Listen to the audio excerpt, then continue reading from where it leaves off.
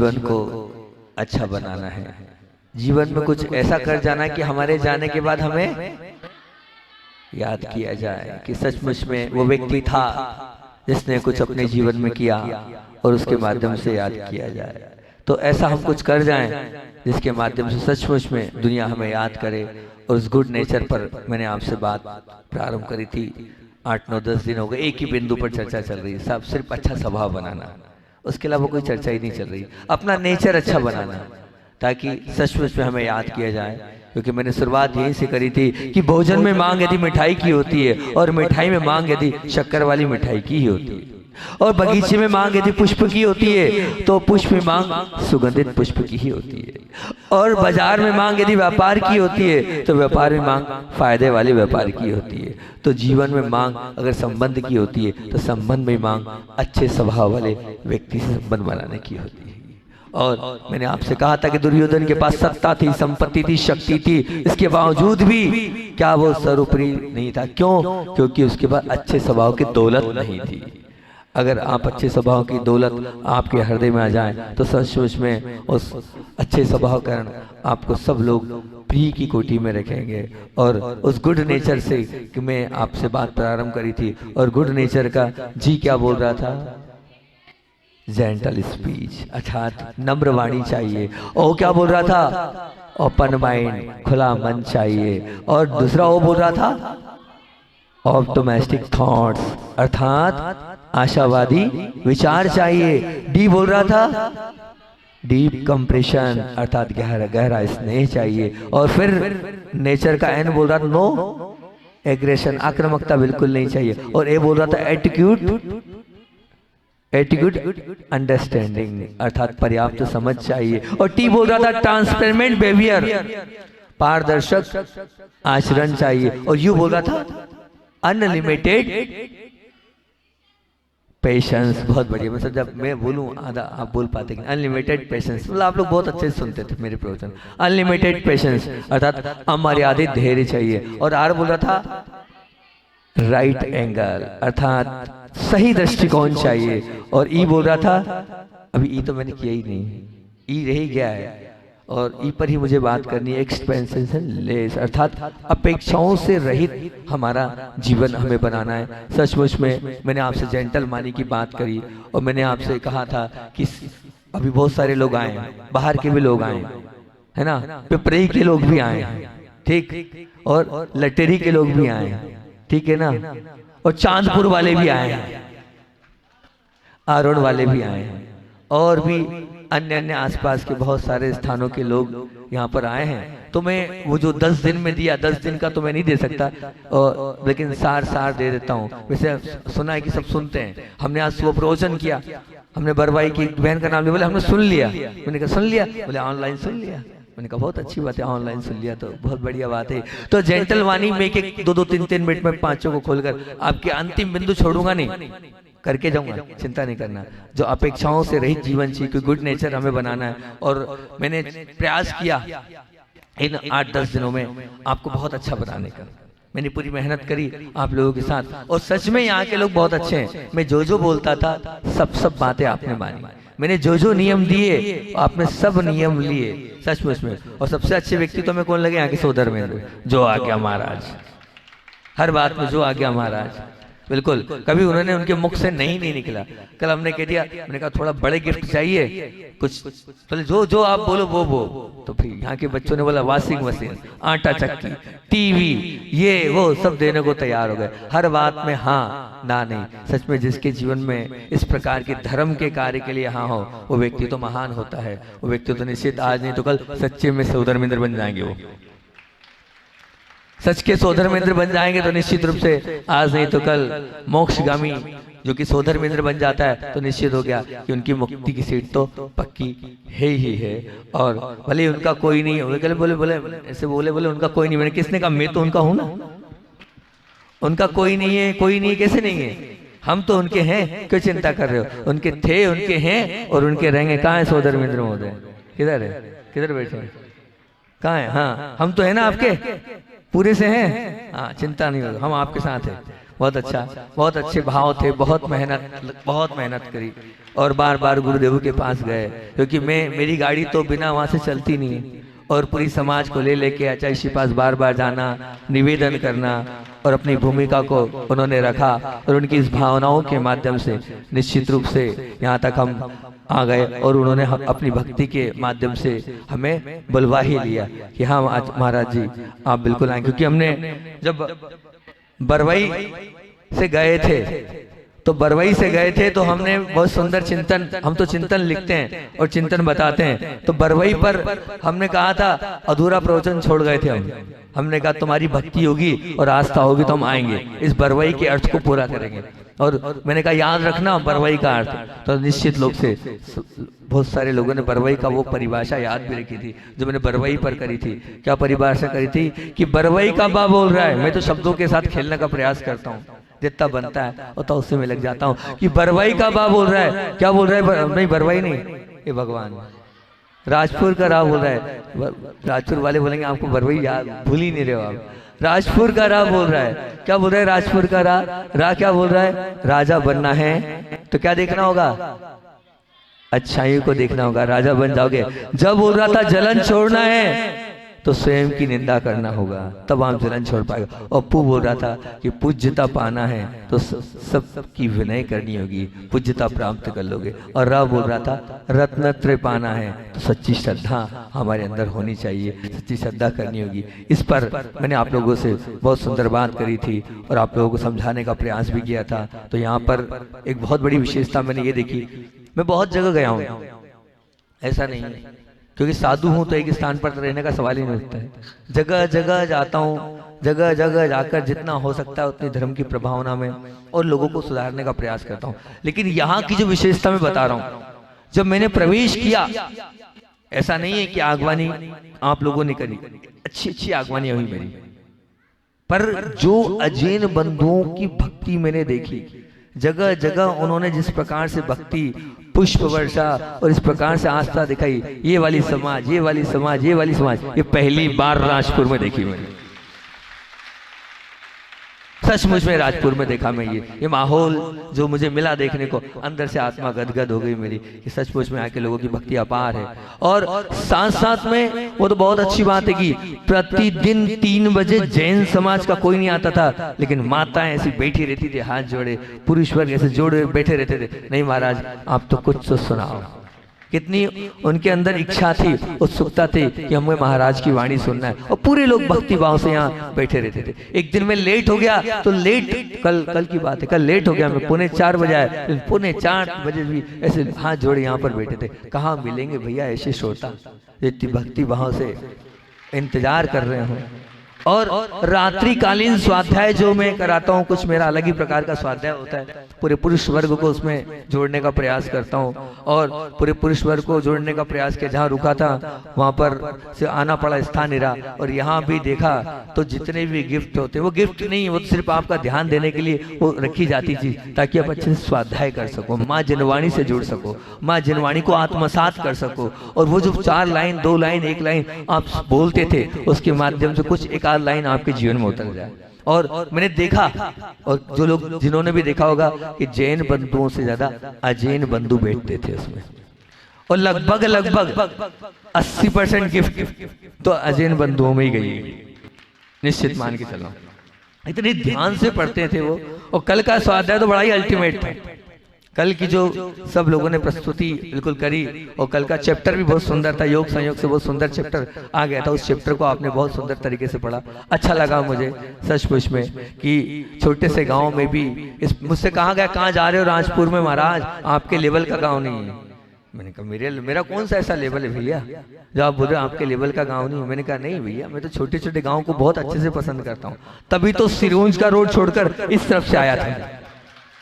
पिछली बार जब आया था मैं तो बरवई और राजपुर और वो पूरा रोड इस तरफ का करैया होते हुए आया था। सबने कहा, मना किया तो महाराज छोटे छोटे गांव में कच्चा स्थान है। मैंने कहा नहीं, हमें गांव की तरफ ही जाना है, हमें बड़े बड़े शहरों की तरफ नहीं जाना है। और देखो आया था, सबको अच्छा लगा। बरवे वालों ने कहा आपको नहीं छोड़ेंगे, वो कभी नहीं छोड़ने वाले हमें, हम छोड़ देंगे, बरवे वाले भी कभी छोड़ेंगे। ऐसी राजपुर वाले आ रही, बारी आ रही तुम्हारी, राजपुर की भी आ रही, क्यों चिंता कर रहे हो? पहले बरवई था फिर राजपुर है, ऐसी राजपुर वाले भी अब शायद मेरे हिसाब से नहीं छोड़ेंगे, नहीं छोड़ेंगे ना, पक्का नहीं छोड़ेंगे, सच में।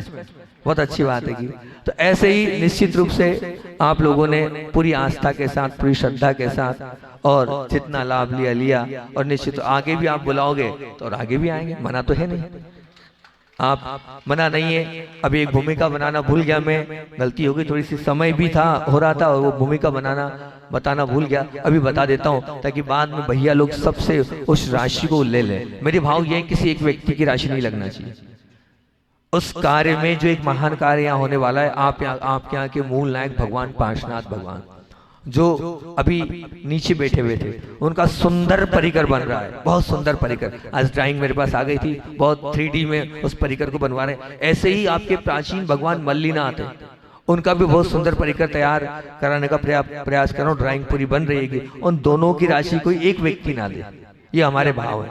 सबका धन लगे, सबका धन उसमें लगना चाहिए जितनी, क्योंकि वो बहुत सुंदर से सुंदर बन रही, तो राशि तो बहुत है। हालांकि मैं जिससे कहूंगा वो एक व्यक्ति पूरी बड़ी राशि भी दे देगा, पर एक व्यक्ति का ना होकर सबका, क्योंकि भगवान तो एक के हो सकते हैं, बाकी छत्र चमर भामंडल आसन सिंहासन इसमें सबकी राशि लग सकती है। आगम में कहीं निषेध नहीं है, इसे सबका लगे। तो मेरा यही कि प्रवचन के बाद उसकी भी आप कर लेना, ताकि बहुत बड़ी राशि लगेगी। अध्यक्ष जी बता देंगे कितनी कैसी क्या वो राशि लगेगी, उस राशि की भी संयोजना हो जाए। और साथ ही साथ में सच में आप लोगों के यहाँ एक नहीं, जैसे देखो विधान तो होता है एक ही प्रतिष्ठाचार्य होता है, लेकिन एक नहीं दो नहीं तीन प्रतिष्ठाचार्य थे। बताओ, छोटे से गांव में 3 प्रतिष्ठाचार्य, और गायक होता है एक, लेकिन अब एक नहीं दो नहीं 3 गायक थे। कैमरे वाला होता एक, या एक नहीं दो नहीं 3 कैमरे वाले थे। अब बताओ कैसी व्यवस्था है आप क्या की कि एक चाहिए और 3 व्यक्ति यहाँ पर हर कार्य में सम्मिलित थे। सभी ने बड़े ही भक्ति भाव से ये कार्य किया है निश्चित रूप से। और सबसे बड़ी जो एक कहना चाहिए, मैं मानता हूँ कि सबसे बड़ा जो काम मैंने किया मेरे जीवन में पहली बार किया, करोड़ों रुपए हर जगह इकट्ठे कराए। गुरुजी का आशीर्वाद है कि जब चाहो जैसा चाहो वैसा हो जाता है। कहीं कभी कमी नहीं पड़ी, धन की कभी कहीं कमी नहीं पड़ी। लेकिन जो मैंने यहाँ किया वो आज तक कहीं नहीं किया, इतिहास में पहली बार किया। अरे जब एक व्यक्ति पूरा विधान कराने को तैयार है तो फिर पैसे की आवश्यकता क्या है ही नहीं। तो फिर मैंने सोचा कि नहीं, कुछ मैंने गुरुदेवों को याद किया, आंख बंद करके वहीं बैठे बैठे आचार्य जी को याद किया, और वहीं से अपने आप इंट्यूशन आई कि नहीं, यहाँ पर नमोकार मंत्र के जाप की मालाएं करो। और वास्तविकता में उस दिन का वो माहौल देखने लायक माहौल था।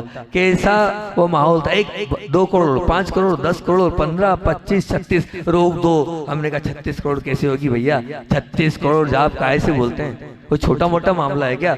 अब लेकिन उनमें तो आपस में लगी हुई थी, मैंने रुकवा दी, बोली, मैंने कहा नहीं भैया अब मेरी आत्मा नहीं बोल रही है, कहां से करोगे 36 करोड़ जाप तुम लोग। हालांकि उठते बैठते घूमते फिरते बस आपको तो बटन दबाना है तो वो हो तो जाएगी, कोई बहुत बड़ी बात नहीं है। पर 36 करोड़ 25 करोड़ 21 करोड़ 11 करोड़ से कोई कम माला थी नहीं, कोई बोली ही नहीं लगी।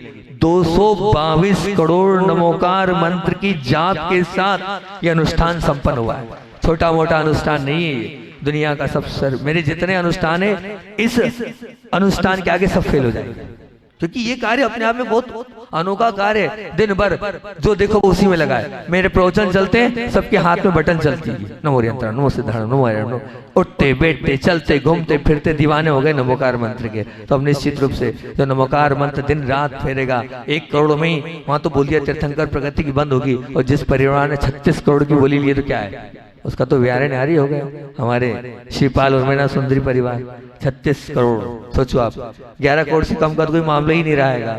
और मैं चाहता तो और भी पात्र बन जाते, पर मैंने कहा नहीं भैया, जगह नहीं, स्थान नहीं, नीचे कौन बैठेगा, सबको ऊपर बुला लूंगा तो नीचे कौन बैठेगा, दर्शक कौन रहेगा, दर्शक भी तो रहना चाहिए, नहीं तो और भी हो जाता आपका वो उत्साह देखकर, आपका अंदर का श्रद्धा अहोभाव और आदर भाव देखकर बहुत अच्छा लगा मुझे।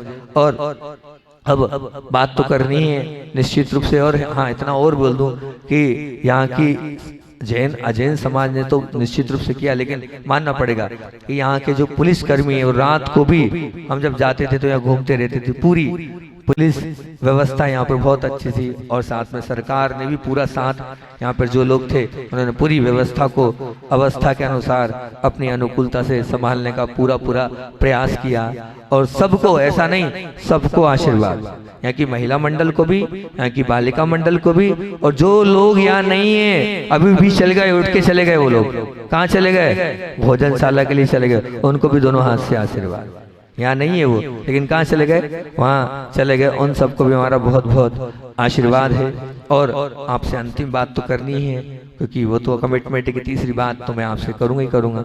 तो दो 4 लाइन में पहले मैं 8-9 बात कर लूं, फिर 10वीं बात बोलकर अपनी बात को विराम दे दूंगा। आपको जल्दी तो नहीं है, सुनना है ना? ठीक। तो जेंटल वाणी में मैंने आपसे यही बोला था कि सेतु चाहे रेलवे का हो या बस गाड़ी का हो, वो अगर यदि वो नाजुक हो, नरम हो, तो दुर्घटना होना निश्चित है।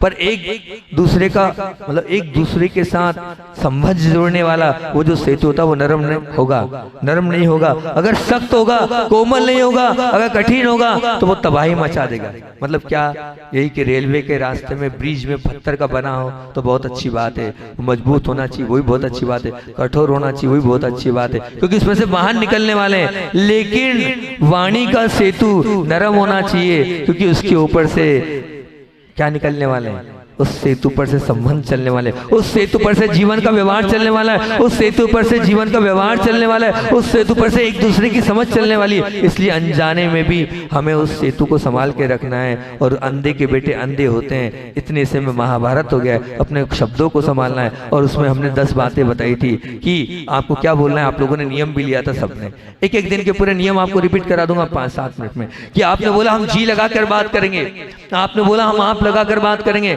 आपने ये बोला है कि हम हर बात पर धन्यवाद देंगे, और शब्दों के अनुरूप हम क्या करेंगे? सामने वाले के चयन करेंगे कि इसकी क्या विशेषता है, और उस विशेषता को बुलाएंगे कि ये क्वालिटी है, तो उसके नाम के आगे हम विशेषण लगाएंगे। और शब्दों में प्रेम, वात्सल्य, विनय को देंगे, और साथ साथ में ऐसे व्यक्ति को याद करेंगे। मैंने बेनाड़ा जी को बताया, मैंने क्षमा सागर जी को बताया, और मेरी वाणी में अपनत्व होगा। और 4 बातें बोली थी, धीरे बोलो, मीठा बोलो, कम बोलो, बहुत सुंदर, आवश्यकता के अनुसार बोलो, इस पर मैंने बताया था। और हित मित प्रिय वचन हमें बोलना है। ये मैंने बोला था गुड, काय पे बोला था? जी पे गुड बोला था कि जेंटल स्पिरिट। ओपन माइंड में मैंने आपसे ये बोला था कि जिस मकान के दरवाजों पर बड़े बड़े ताले लगे, उन तालों को खोल देना आसान है। सालों से बंद पड़े रेलवे फाटक, शायद उनको भी खोल देना आसान है। डैम के दरवाजे भी और डिब्बे का ढक्कन भी खोल देना आसान है। लेकिन कदाग्रह, हटाग्रह और पूर्वाग्रह से बंधे हुए उन आग्रह को से निकल पाना अत्यंत कठिन है। मैंने तीनों की परिभाषा भी बोली थी कि मन में बन गए किसी गलत विचार का आग्रह कदाग्रह है। कोई व्यक्ति उदार दिल है, ये तो समझ है, लेकिन खतरनाक भी हो सकता है, ये भी ध्यान रखना। तो उसमें मैंने आप लोगों से बहुत सारी बातें करी थी। और मैंने आपसे कहा था, 2 दिन ये प्रवचन चला था कि हमारी समाधि, हमारा सद्गुण, हमारे संक्लेश, हमारे दुर्गुण, हमें सदुपयोग, हमें दुरुपयोग आदि के क्षेत्र में कोई गलती ना कर बैठे। और उसमें विशेष मैंने आपसे बोला था कि मित्र सोच समझ, गुरु और मित्र सोच समझ के बनाना। बाकी पुण्य से मिलेंगे, लेकिन गुरु और मित्र आपके खुद के पुरुषार्थ से मिलेंगे। और मैंने 5 प्रकार के मित्र बोले थे, ताली मित्र, थाली मित्र, प्याली मित्र, खाली मित्र और माली मित्र, है ना। ये 5 की परिभाषा खोली थी। और मैंने कहा 4 को मत बनाना और माली मित्र को बना लेना। ताली मित्र कोई काम का नहीं है, प्याली मित्र ताली बजाएगा, वाह वाह करेगा, प्याली मित्र पिएगा जाएगा, और खाली मित्र समय खराब कर देगा। और कौन सा बोला था? थाली मित्र खाएगा और उसको कोई लेना नहीं, लेकिन माली मित्र आपके दुर्गुणों को भी काटता चला जाएगा और आपको व्यवस्थित कर देगा। ये वाली बात मैंने आप लोगों से करी थी। और आपने कहा था, कमिटमेंट किया था उस दिन कि हम ऐसे मित्रों का संबंध छोड़ देंगे जिनके साथ रहकर हमारा चारित्र निर्मल ना हो पाए। और ये वाली बात उस दिन करके और भी बहुत सारी बात आपसे कही थी। ट्रांसपेरेंट बिहेवियर, इस पर भी बड़ा अच्छा लगा। सबसे बड़ा ये प्रवचन जब किया तो सच में बरवाई में भी वही अतिशय घटित हुआ था। वो तो हो जाता है अपने आप, गुरु की कृपा है। और यहाँ भी अतिशय घटित हुआ था। जितनी 20-25 बहनें थी, सबने ब्रह्मचर्य व्रत लिया। जब तक विवाह नहीं होता है तब तक के लिए सब बहनों ने, यहाँ की पूरी बहनों ने व्रत लिया है। क्योंकि जीवन में, मैंने उस दिन बात बहुत सुंदर बोली थी कि जीवन में पद प्रदर्शक मिलना ये भाग्य माना जाता है। जीवन में पद प्रदर्शक मिलना ये भाग्य माना जाता है, पर पद प्रदर्शक मिल जाने के बाद पारदर्शक रहने बने रहना ये महाभाग्य माना जाता है। और बस आपको पारदर्शक बनना है, हमारी पब्लिक इमेज उसके साथ हमारी प्राइवेट डिजायर की और मेल मैंने आपसे कराया था कि दुनिया की नजर में जो हूँ वो मेरा क्या है, भूल गए। दुनिया की नजर में जो हूँ वो क्या है, इज्जत, और मेरी नजर में हूँ वो क्या है, चारित्र्य। दुनिया की नजर में जो हूँ वो इज्जत है, लेकिन मेरे अंदर में जो हूँ वो मेरा चारित्र है। दुनिया से कोई लेना देना नहीं, आप तो अपने आप को देखो और अपने चारित्र को देखो, क्योंकि ध्यान रखना प्रलोभन आपको मिलेंगे और उस प्रलोभन के सामने पहाड़ के समान अड़िग रहना है। प्रलोभन के सामने दीवार बन जाना और उदारता के लिए दरवाजा बन सकते हो और सहायता बनने के लिए खिड़की बन सकते हो, लेकिन अगर प्रलोभन मिले तो उसको ध्यान रखना, अपने चारित्र को आप बचा कर रखना। ये बात आप लोगों से मैंने उस दिन करी थी और मैंने कहा था, क्या कहा था कि कम से कम दो के सामने, दो लोगों का नियम दिया आप लोगों ने, सबने लिया है, दो लोगों का क्या नियम दिया, दो लोगों के सामने पारदर्शी रहोगे। कौन कौन दो लोग, बस बहुत बढ़िया, उपकारी और गुरु के सामने पारदर्शी रखना। बाकी दुनिया को बेवकूफ बनाना मुझे कोई तकलीफ नहीं है और बनाना ही पड़ेगा आपको, उसके बिना संसार नहीं चलेगा, ठीक। लेकिन गुरु के सामने और उपकारी के सामने आप लोगों ने कमिटमेंट किया है कि हम क्या रहेंगे, पारदर्शी रहेंगे। वहां झूठ हम बिल्कुल भी नहीं बोलेंगे अपनी, और उपकारी में तो माता पिता ही आते, और यू पर अनलिमिटेड पेशेंस, अर्थात पुरुषार्थ के लिए जितना साहस चाहिए उससे कई गुना साहस तो पुरुषार्थ के परिणाम हेतु धीरज रखने के लिए चाहिए। और मनुष्य की अनेक कमजोरियों में अगर किसी कमजोरी की बात करें, वो खास कमजोरी क्या है, वो है हमारी अधीरता। और गलत दिशा में पुरुषार्थ विफल होता है तो समझ में आता है, लेकिन सही दिशा में जा रहे हैं और फिर फेल हो गए जल्दबाजी के कारण, तो वो बहुत गलत माना जाता है। इसलिए मैंने आपसे कहा था कि दूध में नींबू की बूंद गिर गई, फट गया, ठीक है, लेकिन भैया दूध में दही डाला, लेकिन बार बार देखते रहे जमा की नहीं, जमा की नहीं, जमा की नहीं, और दही नहीं जमा, तो जल्दबाजी के कारण है। इसलिए आपको धीरज रखना है। और धीरज के साथ मैंने 3 उदाहरण दिए थे। नसरुल्लाहगंज के एक भाई का उदाहरण दिया था, जिन क्या अच्छा श्री जी के आहार नहीं होते तो सालों तक एक आसन किया। एक धीर सागर जी महाराज जी का आपको उदाहरण दिया था, और एक माँ का उदाहरण दिया था। क्या धीरज वाली वो माँ थी। उन तीनों के माध्यम से आप अपने जीवन को अच्छा बनाना ताकि। और फिर उसके बाद राइट एंगल, और 10वें नंबर का बिंदु आपका हो रहेगा कि राइट एंगल पर मैंने आपसे बात करी थी और मैंने कहा था केवल फोटो खींचना आ जाना, किसी फोटोग्राफर को अवार्ड मिला हो ऐसा नहीं, बिल्कुल नहीं। तो केवल फोटो खींचना आ जाए ये क्रिया है, लेकिन उसमें निश्चित एंगल से फोटो खींचना ये कला है। और क्रिया से ज्यादा वेतन मिलता है, लेकिन कला से सम्मान भी मिलता है और अवार्ड भी मिलता है। और मैंने आपको बताया था कि मान लीजिए आप अगर एक अवार्ड विजेता बनना चाहते हैं तो आपको क्रिया पर महत्व नहीं देना है, कला पर महत्व देना है। और कम से कम कोई ना कोई कला आपके जीवन में आना चाहिए। अगर आपके जीवन में अच्छी कला आ गई तो निश्चित आप आगे बढ़ जाएंगे। उस कला के माध्यम से आपकी पूछ परख हो जाएगी। और मैंने बहुत सारे उदाहरण भी दिए थे आपके सामने और कहा था कि दृष्टिकोण अगर सम्यक होगा तो हमारा भला हो जाएगा। और इन आंखों से, इन कान से वही देखें जो सच्चा हो और अच्छा हो, और इस मन से वही सोचें तो सचमुच में काम का हो। क्योंकि आज अपन अपने से दुखी नहीं है, आज अपन किससे दुखी हैं, दूसरों के सुख से दुखी हैं। हम परेशान नहीं अपने आप से, हम परेशान दूसरों के दुखों, दूसरों के अगर मान लो सुख है उससे दुखी हैं, और मान लो खुश हैं तो दूसरों के दुख से खुश हैं।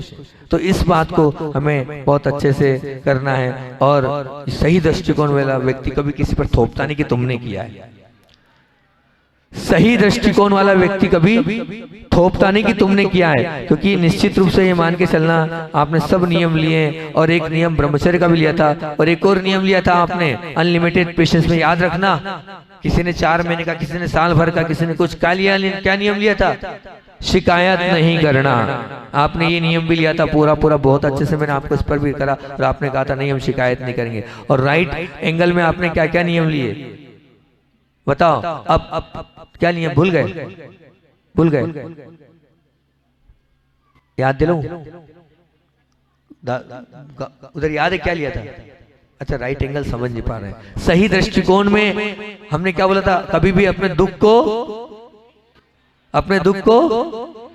नहीं बताना है। ये नियम लिया था ना, मैं दुख को जितना बताऊंगा मेरा दुख उतना बढ़ता जाएगा। और दूसरा क्या लिया था? परिवेदन, ऐसा नहीं रहूंगा कि मेरे कारण दूसरा भी रोए। और तीसरा बोला था हर बार क्या बोलना, हर बात में क्या बोलना, इसमें भी बहुत सुंदर बात आप लोगों ने तीनों बात बोली थी। और आपने कहा भी था कि निश्चित रूप से हम अपने जीवन को इतना अच्छा बनाएंगे और उसके माध्यम से अपना लिया सही दृष्टिकोण में 2-3-4 बातें और बोलनी थी। सुबह भी मेरा विषय घूम गया और मैं वो दीदी की बात याद आ गई, टेंशन पर टेंशन। आपको 10 सन बताए थे मैंने, सुबह 10 सन नहीं बताए थे, याद है या भूल गए? हमें टेंशन वाले 10 सन एक बार रिपीट कर लो, कौन से 10 सन है वो, कौन कौन से चिंतन करके बताए थे मैंने?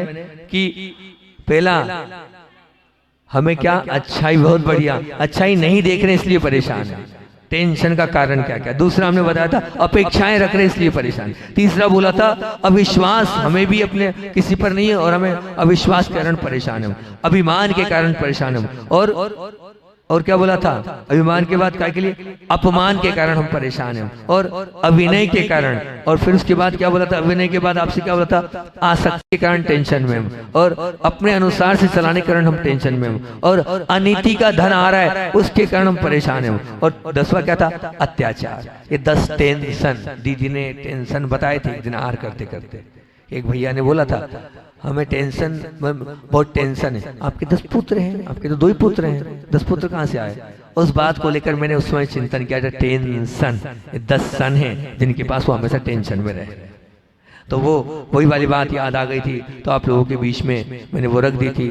और मुख्यता से निश्चित रूप से 2 बातें इसमें बोल देता हूँ। जो नियम लो ध्यान रखना, उसमें मन अच्छा करके नियम लेना। कहीं ऐसा मत सोचना मैंने नियम ले लिया है, इस नियम के माध्यम से जो है अब क्या होगा, दृष्टिकोण बदल गया तो नियम का फल हमें नहीं मिलने वाला है। और दान भी करना है, दान भी कर रहे हैं तो सही दृष्टिकोण से आप दान करें। अंतिम बात बोलकर अपनी बात को विराम दे देता हूँ। 10वें नंबर का क्या है? बोलो कौन सा बोला? एक्सपेक्टेशन लेस, अर्थात अपेक्षाएं कम चाहिए। और उस अपेक्षाएं कम को अपनी बात को रखकर अपनी बात को विराम देता हूं कि एक अपेक्षा आवश्यकता पूर्ति की होती है, एक अपेक्षा आवश्यकता पूर्ति की होती है और एक अपेक्षा इच्छा पूर्ति की होती है। बहुत ध्यान से सुनना, बहुत अच्छा विषय है। हालांकि 5 मिनट का नहीं है वो, लेकिन फिर भी कर रहा हूं मैं पूरा। क्या? एक अपेक्षा आवश्यकता पूर्ति की होती है और एक अपेक्षा इच्छा पूर्ति होती है, और जबकि एक अपेक्षा शोक पूर्ति की होती है। 3 चिंतन, एक अपेक्षा आवश्यकता पूर्ति की होती है, एक अपेक्षा इच्छा पूर्ति की होती है और एक अपेक्षा शोक पूर्ति की होती है। आवश्यकता पूर्ति को मैंने उपमा दी तालाब से। काय से? सुनना ध्यान से, काय से? तालाब से। और इच्छा पूर्ति को उपमा दी है नदी से। कैसे? नदी से। और शोक पूर्ति को तुलना दी सागर से। कैसे? सागर से। मतलब आप में मान के चलना कि आवश्यकता पूर्ति तालाब जैसी, ठीक है ना, जैसे तालाब में बहुत कम पानी होता है, और इच्छा पूर्ति शायद नदी जैसी, नदी में पानी तो होता है लेकिन होता है, और शोक पूर्ति सागर जैसी होती है। शोक तो ध्यान रखना, ना पूरे हुए ना कभी पूरे हो पाएंगे, सागर जैसे गहरे शोक होते हैं। और अगर मैं आपसे बोलूं शोक का समावेश आप इच्छा में भी कर दोगे तो आवश्यकता का स्वरूप जमीन जैसा है, सीमित, ध्यान रखना, जबकि इच्छाओं का स्वरूप आकाश जैसा अनंत है। इच्छाएं ऐसी है जो अपार है, उनको हम समाप्त नहीं कर सकते हैं। और जिसके पास बहुत है, ध्यान, मैं आपसे एक ही प्रश्न पूछता हूँ, प्रश्न ये कि जगत में सुखी कौन है? जगत में सुखी कौन है बताओ? मेरा प्रश्न है, अरुण वाले भी बैठे हैं, कि जगत में सुखी कौन है? जिसके पास बहुत है वो सुखी है क्या? बोलो ना, हाँ या ना? ठीक। या जिसे बहुत चाहिए वो, जिसके पास बहुत है वह सुखी है, या जिसे बहुत चाहिए वो सुखी है? बताओ। आप बोलोगे नहीं महाराज जी, नहीं, दोनों नहीं।